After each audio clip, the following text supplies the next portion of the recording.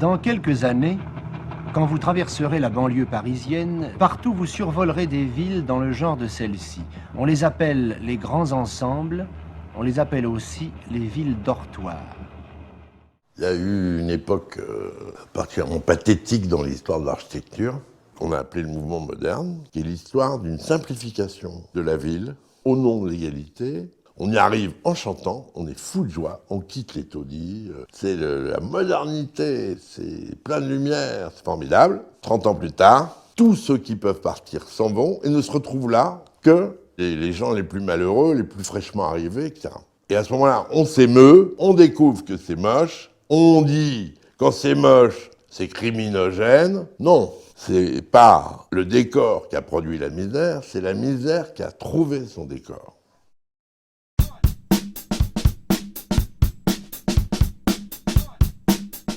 Par exemple, tu as une barre, là, c'est l'entrée du quartier. Donc, tu décomposes la question. Par contre, là, tu as derrière l'église. Il faut que tu vois ça, parce que c'est comme ça que ton quartier, brusquement, paf, tu sais que tu as un visuel. Là, tu n'es pas loin de la nationale, tu as une accroche. Derrière, tu as des pavillons qui, eux, sont vraiment furieux d'avoir la barre sur la gueule. Là, il faut que tu écrètes. Tu baisses un niveau de barre un peu normal, tu remodèles proprement la barre en bas. En plus, tu as fait ta rue qui va permettre à ce bâtiment-là d'être autre chose qu'un morceau de sucre. Il va être le long d'une rue. Bon. Voilà.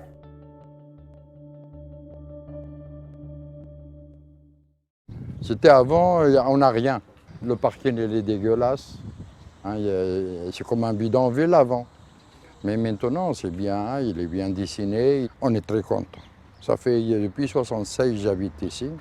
Il y a un drôle de changement qui nous a rajeuni encore un peu. Avant, toute cette partie-là, donc c'était vraiment une barre complète. Maintenant, il y a eu 3 ouvertures.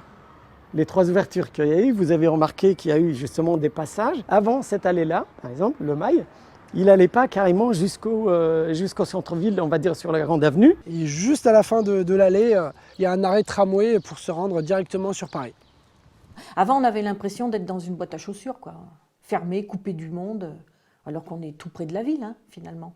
C'est un peu ce thème de retournement de situation, une histoire totalement refermée sur elle-même et qui fabriquait une sorte un sentiment d'insécurité d'une part et puis une fermeture. Dès qu'on ouvre à 2 endroits, mais très petits, on peut retourner entièrement une situation. Et finalement, un des éléments très importants du remodelage, c'est dans ces quartiers-là, il y avait les 4 types de logements ou les 5 types de logements de base, tous pareils, on est pareil de haut en bas et sur toute la barre. Et au fond, d'avoir ajouté des choses, ça a modifié, ça veut dire qu'il y a des appartements qui ne sont pas les mêmes. Ici, on avait un mur, c'était complètement fermé là, avec une simple fenêtre. Donc ça donne quand même une sacrée luminosité. Hein. On a beaucoup travaillé sur le bow window, parce que le bow window, c'est un autre rapport à l'extérieur. Et à Caravelle, c'était très flagrant, ce côté très lisse, et le fait qu'on est un peu plaqué à la paroi. Eh ben, le fait d'avoir ajouté des bow windows, ça modifie complètement la relation à l'extérieur, le rapport dehors-dedans. Donc évidemment, on se sent mieux chez soi, hein, automatiquement. Hein. Il faut les toucher à l'habitat. L'habitat est un levier pour le mieux vivre ensemble. Donc c'est là où les changements commencent à opérer.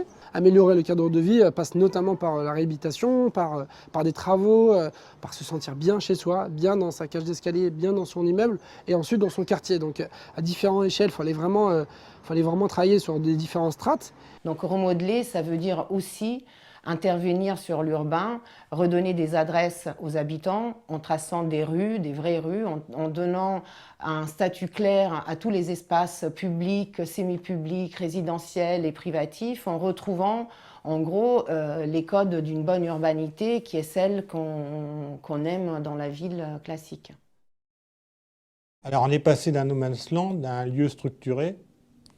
Et ce qui est important, je pense, dans l'urbanisme qui est travaillé par Roland Castro, on est sur un urbanisme qui est la juxtaposition ou la succession de lieux de vie. Avant, l'Orient, on rentrait par les caves. Donc, quand on a refait les entrées, on a piqué les 2 étages de caves, on a fait des halls double hauteur, bref, on a ouvert. Et c'est vrai que les gens nous ont dit à la fin, on reçoit à nouveau. Avant, comme je disais, ils avaient des difficultés à dire qu'ils habitaient au Quai de Rohan. Et après, à la limite, ils ont participé à une aventure, qui est le renouvellement, le remodelage d'un quartier.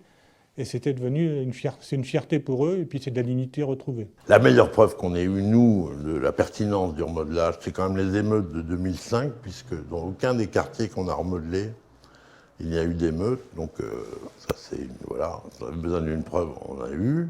Le bien-être, ça réveille les consciences, en fait, moi je pense. On est conscient que les problèmes ne s'arrêtent pas au grand ensemble, mais aujourd'hui, effectivement, les grands ensembles représentent un grand nombre d'habitants. Ça représente aussi un grand potentiel de changement.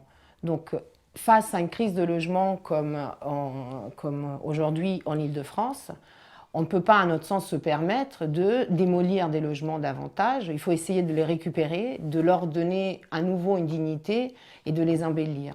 Et donc de les faire rentrer dans cette transformation qui est nécessaire pour révéler certains atouts de la banlieue parisienne.